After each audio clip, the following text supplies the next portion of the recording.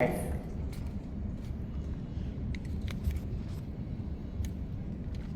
will outline the following 4 topics in order. Let me show you each case in more detail. The first case, she is a 24-year-old female referred from periodontal department for the lingual movement of the lower incisors. She had undergone a connective tissue graft a month ago to cover the receded gingiva. Additionally, she had a history of orthodontic treatment. You can see the fixed retainer on the upper and lower arch.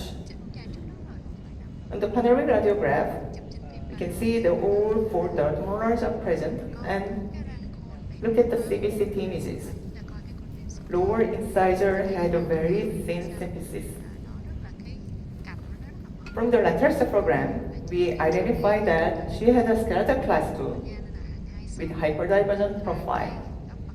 In her previous ortho treatment, we observed that the mandibular incisors were labially proclined to compensate the skeletal class 2. And due to her retrognatic chin, there was noticeable mentalis muscle activations.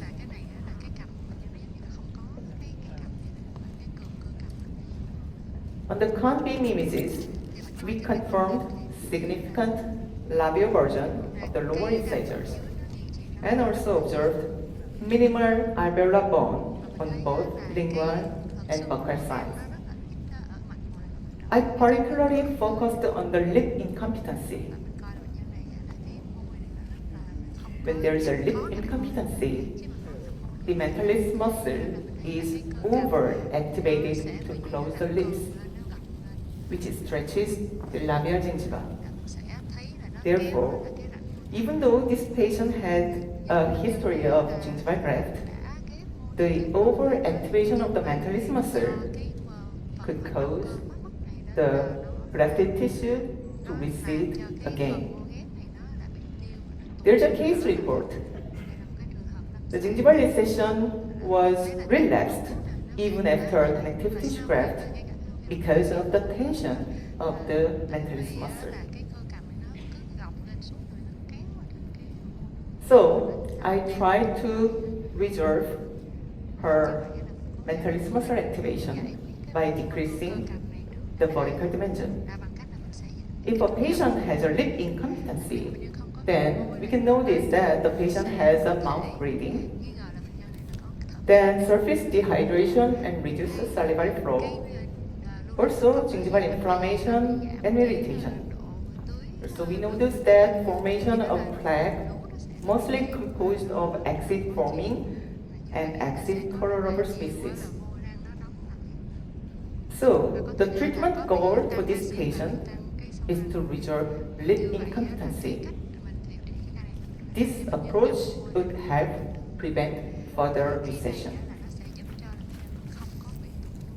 At the 4 months of treatment, mini screws were placed on the buccal and plateau side, and we started the molar intrusion. 18 months of treatment, we obtained the appropriate overbite,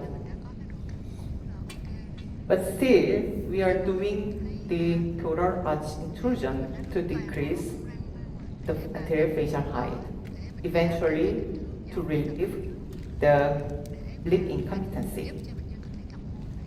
In the mandible, the intrusive distalization was applied to prevent the molar extrusion and to achieve a proper orgogen. Here are the lateral cephalograms before, mid-treatment, and at the end of the treatment. Orgobite was improved, lip incompetency was resolved, and the retrognatic chin was significantly improved.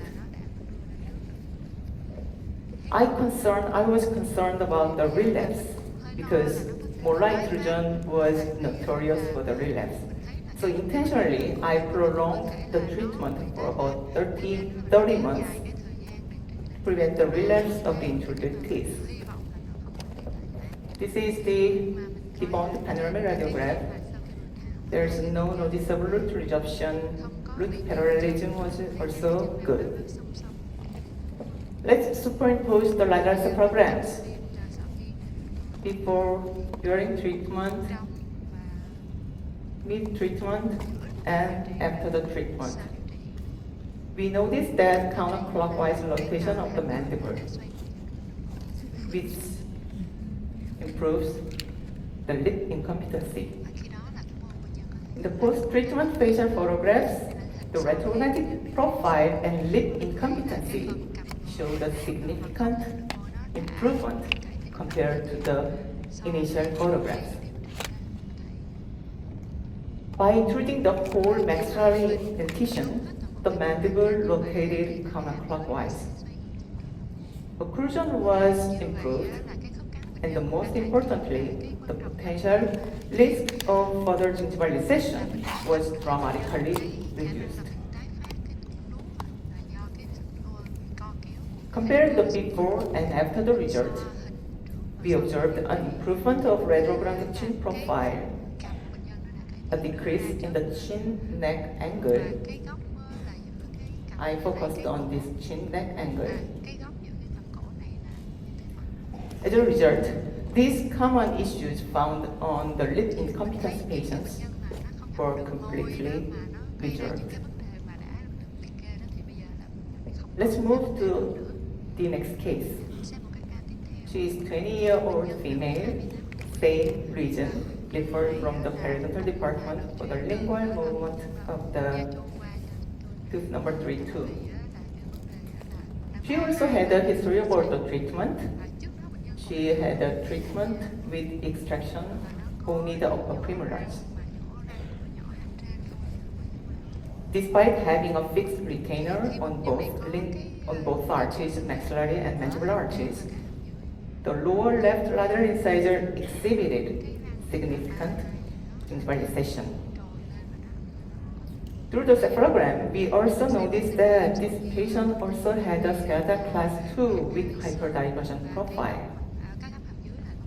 Let's see the conbeam images. The root of the tooth number 3-2 was completely outside the alveolar bone. It appeared that this patient also underwent camouflage treatment for skeletal class 2 malocclusion by extracting only the upper premolars, which eventually resulted in significant labial movement, labial inclination of the lower incisors. So the labial incisor had no alveolar support on the labial side, not only for the tooth number 3-2, but also the other 3 anterior teeth. Based on our clinical experiences, we noted that by moving the root of the tooth lingually, we can expect the spontaneous correction of the gingival recession. We can call it as a creeping attachment. So, I believe that this patient as well, the gingival recession can be corrected by moving the tooth root on the lingual side. But I focused on the activation of the mentalis muscles. As explained with the previous patient, continuous activation of the mentalis muscle could increase the likelihood of gingival recession for the all mandibular incisors.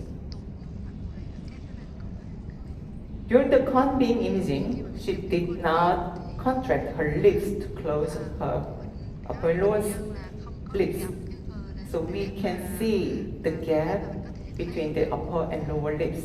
So that would be our target dimension of the decrease of the anterior facial height.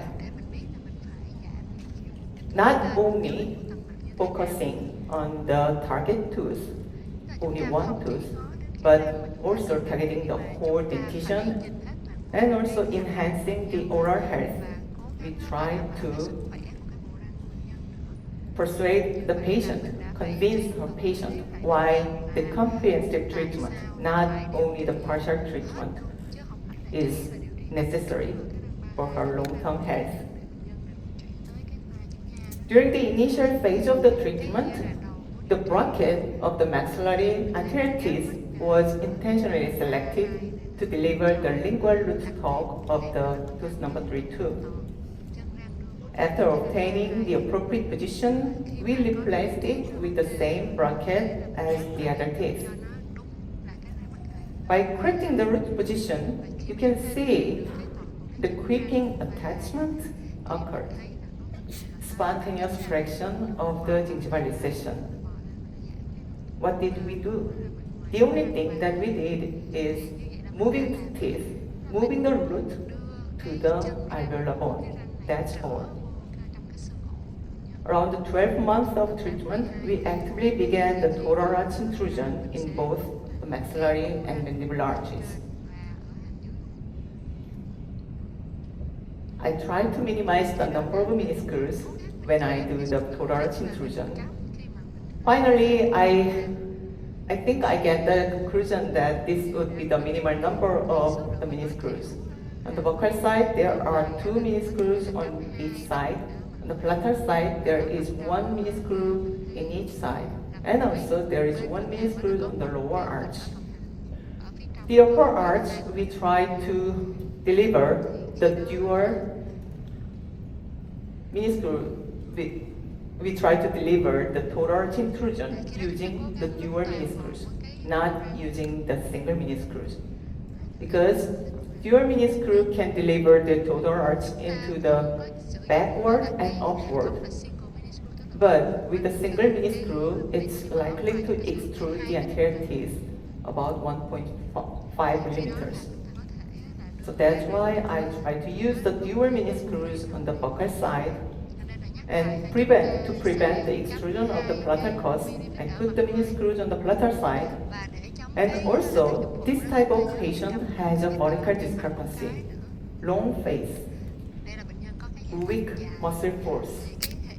So, it is very likely to see the extrusion of the lower dentition while we are doing the total arch intrusion. That's why I added a minuscule into the lower arch as well. For this patient, CUNG scans were taken before treatment, 8 months of treatment, and 17 months of treatment. As the treatment progressed, all teeth located into the alveolar bone, and the recessed gingiva was spontaneously corrected. What did we do? We didn't do any specific things. We are just moving the root into the alveolar bone. That's all. Spontaneous correction of the gingival recession. The bonding was done about 2 years later. We confirmed good occlusion and spontaneous gingival correction. On the panoramic radiograph, we noticed that the root parallel is very good, perio is also good, and there's no severe problems. Profile was greatly improved, and the lip incompetency was preserved. Here is the lateral cephalograms from before to the end of the treatment. When you compare the profile, you notice that the natural line of the lower face can be achieved. A chin prominence was achieved and mentolabial sulcus is now visible. Through the total arch intrusion, not only was the occlusion improved, but also the gingival recession got better. After the treatment was completed, a connective tissue graft was performed by recommendation of the periodontist. The periodontist said, although the recession was significantly improved, the connective tissue graft was mandatory to increase the of the gingival tissue and thereby reduce the risk of further recession. The top row is immediately after the debonding. Then 1 year later, about 2 months after the treatment, the periodontist performed the connective graft. Then this is 2 years after the treatment. She had a healthy gingiva. Let's think about limitations. When you do the total intrusion, we can expect counterclockwise rotation of the mandible, which means that overjet will decrease. And it means that we need to distalize the mandibular dentition. So, let's look into the limitation and considerations. The facial profile, synthesis, and reticular pad can be considered as limitations. This patient also had a history of ortho treatment with 4 premolar extractions. She wanted to correct her lip incompetency. We were confident that we could improve her lip incompetency by reducing the facial height. However, she had a class-free malocclusion. We are performing the total intrusion on the maxillary arch, but we need to distalize the lower dentition to maintain the appropriate overjet. This is the final of the treatment. Before and after the treatment, lip incompetency was improved. And also, we noticed that there was a counterclockwise rotation of the mandible as we expected. But the lower facial profile, the chin prominence, was exacerbated. Therefore, while the total arch intrusion can benefit with a convex profile like second case, it can negatively impact the anterior appearance in patients with the prognatic profile. Next, let's take into a thin synthesis. This patient came into our clinic in the middle of the active treatment. This photo is the initial photo that I had. He had a skeletal class 3, which was why previous doctor decided to extraction of the lower opening, the lower premolars. We have to move the lower anterior teeth in the back side, but the symphysis was very thin, which limited tooth movement.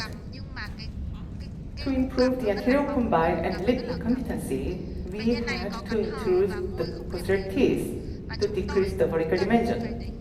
Consequently, mandible rotated counterclockwise, leading to a decrease in overjet. Therefore, lower incisors need to be retracted if the initial overjet is not sufficient. But 10 months later, we noticed root prominence on the lingual side and observed that the root was totally out of the alveolar bone. With the patient agreement, we continued the retraction with very, very light force because we didn't have any other choice. At the later stage of the treatment, we modified the treatment plan by protracting the posterior segment instead of retracting the anterior segment. Due to the thin symphysis, this was observed not only in the lower lateral incisors, but also the other 3 incisors were in the same situations. I provided all the information, very detailed explanation to the patient because I definitely need the patient agreement to go on this challenging treatment. So finally, we can finish this case like this. We remained the space, and the space was replaced with the crown restoration and resin buildup because he only extracted lower premolars. So if we move the total posterior segment to the anteriorly, then the upper second molar will lose the opposing teeth. That's why we stop the treatment at this phase and close the space with the restorations. Fortunately, the gingival margin on the lingual side was maintained, and we informed the patient about the possibility of further recession or tooth loss. This is the recent follow-up that I had. Still, he had no significant root resorption or no significant gingival recession. So during the treatment, he can get a more natural lip profile and more relaxed lip position, but due to the synthesis, we have to limit the amount of tooth movement. But I'd like to share the case report. This is one of my favorite case reports. So this is published in CHIillU 2018. So the patient was treated for retraction of the anterior teeth. After the treatment, there was no lingual bone. But about 10 years later, the authors noticed that the lingual bone was opposed on the lingual side. So look at the post and 10 years retention. There was no lingual bone at the time of debond. 10 years later, there was a bone. So the author said, during the retention, no root exposure with intact gingiva. The patient had thick biotype, which can resist inflammation or protect the teeth from the trauma. Also, the coverage of the healthy thick gingiva may affect alveolar bone regeneration by conservation of the periodontal ligament, having osteoblastic teeth. According to the implant study by Vao-Wioc, individuals with sagittal condylar growth pattern, meaning those with backward rotation, hyperdivergent profile, and long face, tend to have a compensatory lingual movement of the anterior dentition. As a result, these individuals often exhibit a long and thin symphysis. Recent studies also compared the low, normal, and high angle patient, and we noticed that high angle patient had a thinner symphysis width than the other groups. In addition to the symphysis thickness, the reticular pad can also a limiting factor. We are treating the patient with total arch intrusion and mandibular distalization. But during the treatment, we noticed that the swelling on the reticular pad and stop the treatment and finish it like this. According to this paper, there was just about 3 millimeters of distance between the apex of the lower second molar to the lingual cortex. So we need to check the available space for the mandibular distalization when planning the total arch intrusion. The patient on the left side had no available space on the lingual cortex, but on the right side, there is enough space. So they are siblings. The left one was treated with extraction. The right one his treatment is going on now. So we are put the mini plate on both sides, and we are retracting the whole mandibular dentition to the distal side. Additionally, sinus pneumatization can also be a limiting factor. So, sinus pneumatization can be observed quite common in adult patients with anterior open bite. She had anterior open bite class 2 and she doesn't want a surgery. So we tried to intrude the total arch, make the mandible move forward. But there was no alveolar bone to insert the mini screws. We tried to manipulate on the upper right side, but it was failed, and we tried it again. So finally, we have to compromise the treatment. From before, during the treatment, she had treated in the lingual appliance on the upper arch, but we need to limit our treatment in a very short amount of rotation.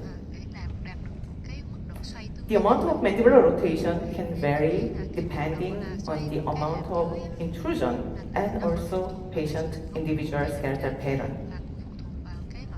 We try to identify the center of rotation like this type of research and with the same technique that we previously published. Then found out that the center of rotation of the total arch intrusion was located 2.7 millimeters behind, 18 millimeters below the continuum point. There was no significant differences between extraction and non-extraction groups. So here are two extraction patients. They were treated with a total arch intrusion. In the two patients, there is no significant differences with the non-extraction treatment that I previously presented. When we compare the center of rotation with the open bite patient and the total arch intrusion patient, we notice that the center of rotation in case of total arch intrusion was moved a little bit forward and downward. So when we compare the two center of rotations, then we notice that when we try to set total arch intrusion, we can expect lesser amount of forward movement of the mandible. Based on the data, we were able to derive these equations. For example, when we try to 3 millimeters of intrusion, then we can expect how much Pogonian move, how much anterior facial height will decrease. So left side is in anterior open bite cases, right side is the total arch intrusion case. So when we do the 3 millimeters of intrusion, then we can expect decrease of the mandibular plane angle, decrease of the anterior facial height, and forward movement of the Pogonian point. But everybody has different features. This is a patient who underwent total arch intrusion with extractions. During the course of the treatment, counterclockwise rotation of the mandible was observed.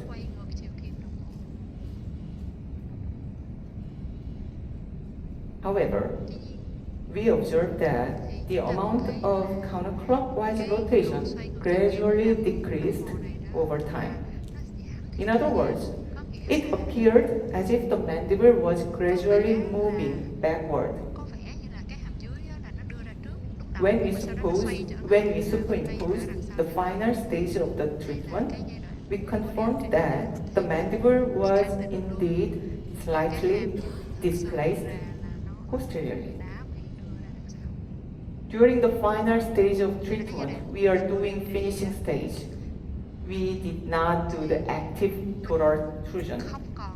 During that stage, the mandible moved a little bit backward. Let's see another patient. She had a severe anterior open bite. We extracted the 4 premolars and also we did the total arch intrusion and noticed that counterclockwise rotation. The open bite appeared to be successfully corrected. However, when examining the mandibular movement at each stage, we observed that counterclockwise rotation seen in the early phase of the treatment decreased a little bit. So initially, there was an anterior movement of the mandible, but around the later stage of treatment, the Pogonian point was almost the same as the initial position. Previously, we reported that condylar position could vary depending on the amount of incisor retraction. In a group that underwent maximal retraction, like 8 millimeters of the anterior retraction, we noticed that there is a changing of the joint space. It was very minimal change, but it was significantly different from the other groups. Due to this mandibular movement during the later stages of Trong cái giai treatment, đoạn sau của cuộc it seems that the center of rotation was distributed so widely. This is likely due to the various individual factors that each patient possesses. The orientation and thickness of the muscles and ligaments may vary between individual patients. Additionally, the morphology of the condyle and fossa differs among individuals. These anatomic factors can influence the amount of mandibular rotation. Also, the use of intermaxillary elastics at the laser phase and the retraction of the incisors could have influenced the position of the center of rotation point. This concludes today's talk. So I review tolerance inclusion cases, review the limitations and what we have to consider, and review how the mandible was rotated and where the center of rotation is located. And there is an individual variation. Improving the lip incompetency through the vertical control not only enhances the facial aesthetics, but also greatly benefits oral health. However, we must carefully consider thin synthesis, the available distance of the retromolar pad, and facial profile, sinus pneumatization for the implant insertion, and also individual factors like muscles, ligament, morphology, and TMD. In some patients, mandible moved backward, not counterclockwise rotation. Depending on the patient, we have to adjust our treatment plan during the treatment courses. Currently, this is my conclusion. We don't know which patient had moved backward, which patient showed a predictable rotation of the mandible. But in a future research, we can hopefully identify specific patterns in different patient groups. Thank you for your attention.